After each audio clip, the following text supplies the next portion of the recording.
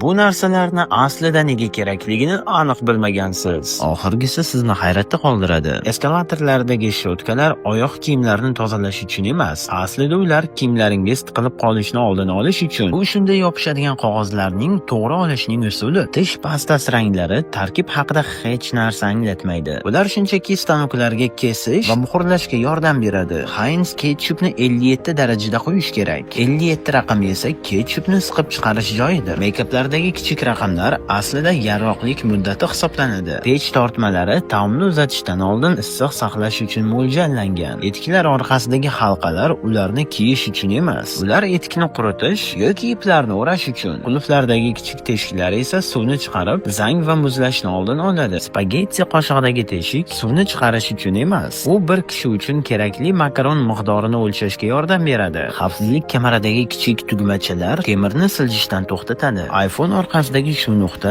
orqa kamera bilan syomka qilinayotganda mikrofon vazifasini bajaradi. Toblerone shokoladini bo'lishning to'g'ri usuli uni pastga itarishdir. Shu kabi foydali ma'lumotlar uchun sahifamizga obuna bo'ling va videoni yaqinlarga jo'natib qo'ying.